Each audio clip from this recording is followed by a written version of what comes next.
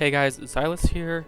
Today's video is going to be on talent guide and honestly priority for talents as well as getting account level and like power level to get your characters into those 3K marks.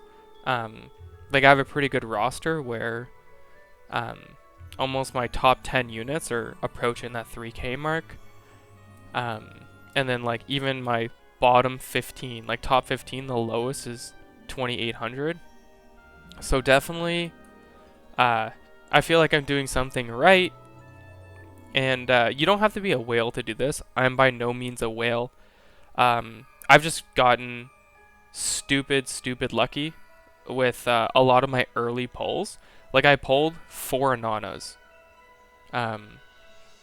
which is why she's 4-star. Like Momo, I got her super early on. She was the first character I got from the introductory banner. So been very lucky with my pulls, and you know, of course the stars help, but I think talents, engravings, and turrets are what we're going to be talking about on how to get your kind of account power level higher, as well as like what are some priorities. So with the new Voyage of Discovery, when we go into the shop, your priority, of course, is the trinkets, the gear, you want the turrets, but the unnamed talent material is super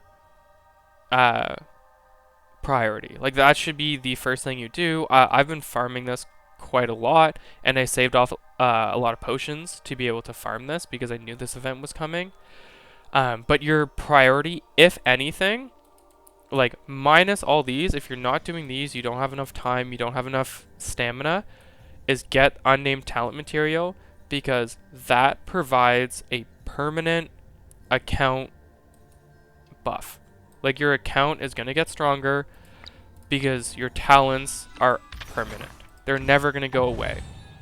So for priority, you definitely want to get all your 5 I guess classes up to Radiance. This isn't that hard. You kind of get it from just farming regularly, and I believe once you have all the golds unlocked, so like this would be like bronze, silver, gold. Once you have all the golds unlocked, then you pretty much have it at Radiance. And I would say, first of all, focus on the characters that you have the most of, but overall, many people's accounts are gonna have watchers. Like we've just been fed watchers left and right. Like we have Lilywil, Simona, Gloria, Anana, Ada, Facal, Samantha. You know, we got Ballista. Even lower tier like Ice Priest, Butterfly Angel, which are like super good SR units. I feel like Watcher just has the most diverse as well as the most legendary characters from. So that should be your main focus. You should be focusing on this path. You don't really... These are kind of a waste. You know, get them up a couple levels, but like to get a max level, it costs 150k gold and then 15 and 10. That to me isn't worth it, because your urgent order, for like your tactics, don't really apply everywhere, and you'd rather just overall have better characters. So when you go to the top node of each class, like again, I never use this, so I'm not going to invest in it, although like I could get it quite easily. But like this too, maybe I'll get it because I just have gold and I don't need the gold talents anymore. But like this, I would never get this. This, I wouldn't even get this either. I wouldn't waste 10 legendary courageous stars to get this when I barely use it, and it's not a beneficial overall for my account. These nodes here, I have not gotten a single one because I don't think they're worth it at all. These are a pretty easy skip until you have everything else done.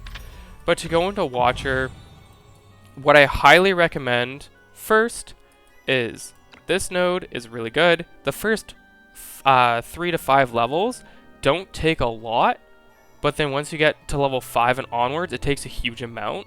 So maybe get a couple levels here. This is a must-have for all Watchers allies in battle. Physical damage is decreased by 20% if they're unarmed or unharmed. This is a must-have. Each class has their own little thing like that. Increasing all attributes, super important, but look how expensive that is. So personally, how I kind of approach it for each class is I focus on HP. HP is kind of like the king in this game. The more HP you have, the more likely you are to survive attacks, right? And like HP goes up by a lot, like 200, and then if you go to like physical attack, it's only 50. So having 200 more health or 50 more attack, I think the 200 more health is way more beneficial, especially when you go into here, another 200, and then boom, another 5%. So for each class, my recommendation would be focus on HP, get HP max, and then focus on what you have. If you have a lot of physical damage watchers, then focus on the physical part of it. If you have a lot of magical damage watchers, like Anana or Simona, and you're like a Simona main, then you know what? Focus on your magic attack. That's what I've been doing right now, but I'm almost fully done the watcher tree. This isn't good, and it's not really a priority. Increases all rolls magic defense by 5. Every single level, it increases by a single point. Absolutely not worth it right now. This is, don't even do this until you have so many other things done. And then you have like your physical defense as well as your magical defense. These are okay to do, but aren't as much of a priority as magic attack, physical attack, or health. So your priority should be health first, then depending on what units you have, you do physical attack, magic attack, and then you kind of focus on other things.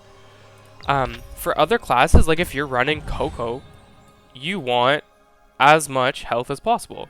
So you wouldn't even focus, you would not even touch really physical attack, you wouldn't really touch magic attack, you would literally just spam HP as well as physical defense and magic defense. And then maybe this too, for all, like, decreases AoE damage.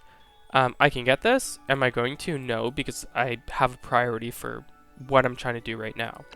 But again, I don't think that these all rolls, like, increases are worth it, because each increase is a single point. Where if you like go here, it's 5%, increase all defenders' physical defense by 40. So to get all 20 levels, you're only increasing all rolls things by 20, and you're probably using up to like 100 stars or even more. A big waste for account efficiency. So again, what I would do if I had all the materials is HP. And then I probably wouldn't touch Defender Tree for a while, because the only Defender I have is Coco. Again, Breakers. We don't have a lot of Breakers right now. We have like Leonide, and that's kind of it. And then we're getting, or people are rumored that we're getting a Gust soon. But even then, like, we don't have a lot of Breakers, so why would you waste your talents on Breakers? But if I were to use my talents on them, again, I would do HP. And this is one of the few roles where I do think it's worth it. Because HP, again, is king, and Breakers get a really special effect, where if their HP is higher than the characters that they are attacking, they get up to 20% damage bonus, which is huge, especially for August and Leonide. But your priority, honestly, should be Watcher Path, most likely Destroyer, and then probably Seeker or Defender. So like a Tier 1, Tier 2, and then either one depending on which units you have. Like if you have Sophia, you want to be rolling this. And again, like I'm slacking pretty hard, but like I need to work on my getting my physical attack up. I need to get this percent up. Again, I don't think this is super worth it right now. I'd rather max these two and max my HP. Right? Like I want that for sure. And then this one's, it's meh. Like that's not as much of a priority as some of the other things that I should be getting. And then Destroyer Path. Like if you have Momo, Barrel, Dentillion, for those units, never take the top ones. But again, focus on some HP, make them a bit more beefy. And then you want to focus on Magic Attack. None of them really use physical attack, so why would I waste my talents on getting physical attack when all of them pretty much use exclusive Magic Attack? So I gotta focus on my Magic Attack. I did a bit of rolls into this and kind of regret it because it really isn't an efficient use of how rare these stars are right now. So I should have used them more into health, and eventually, you know, within the next 2 weeks, I'll have my max HP, and then I will probably roll into this a couple rolls. Again, this one's not super worth it, so I probably wouldn't use a lot of my stars. Like this one, literally for a single buff, takes 8 total stars, where some of these other ones take 2. And don't have as much of a steep incline in the amount of stars that it uses. So, and keep in mind, this is all permanent. The second you upgrade this permanently increases all Watchers' physical attack by 5%. It never goes away, and it is always going to stay there. The second way to increase your character's levels, of course, stars, ranking them, making sure they're maxed ranked, max level, but it's turrets and engravings. We're going to talk about engravings first, but for example, like I have a physical attack 20%, max HP 6%. This is a pretty stacked engraving with a max attack roll. That's never going to go away. The thing and the problem with engravings is it costs so much gold to engrave a single legendary engraving. Like again, this is a pretty unbelievable roll. Max magic attack roll with 8% HP, 8% defense. That's incredible, right? And when you do gear engraving, like a single gear engraving is 30,000. So we're always so low on gold that it may not be worth it to spend 1 million or 2 million gold to upgrade engravings. But when you get really good engravings, you're gonna notice like a 200 to 300 power leap in your character. And like turrets are a huge thing too, but turrets can be really finicky. So for example, my power is 3261 with this turret, and it's alright. I didn't get the secret 4th roll, but I got a lot of physical attack. But if I switch it for this one here, which March of the Chariot, which is not her best in slot, she jumps up to 3346. Again, the main reason she did this is this increased her health by like 700 or 800 points. So in this game, power level is really proportionate to the amount of health that your character has. At least that's the way I've noticed it. I don't know the mathematic equation that the game uses, but it really seems to kind of, you know, when your health increases a lot, you get a lot more power. But like you want to be using good turrets and good engravings, and you're going to notice that your character level is going to jump up a lot. And you want to match your engravings with the character you're using. So Dream of the Magician is Gloria's best in slot. She really benefits from physical attack or magic attack. Or sorry, health, max HP, not magic attack. Same thing here, not a super great turret, but I did get the secret 4th roll. It has magic attack, it has a little defense, and her turrets her engravings are super good, so her power level is 3200, which is ridiculous.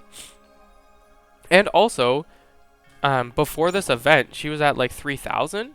Because I upgraded a bunch of my Watcher talent tree, she's now at 3200. So a huge permanent increase in her power just from upgrading my Watcher tree. So if you're doing anything to increase your overall account's progression, focus on your talents. Use your stamina to farm this whole event and farm it real well. I personally would also use a lot of my energy on Elysium coins. The reason is, when you farm this event at I can't show you, but you get 14,000 coins for a single run at level 5. For a max difficulty run, that equates to 1.2 million Elysium coins.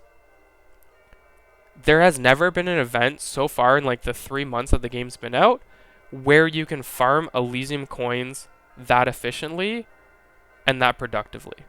So even if you don't want to get the Radiant Ores, I highly recommend you don't use any stamina on farming the unnamed rank medals.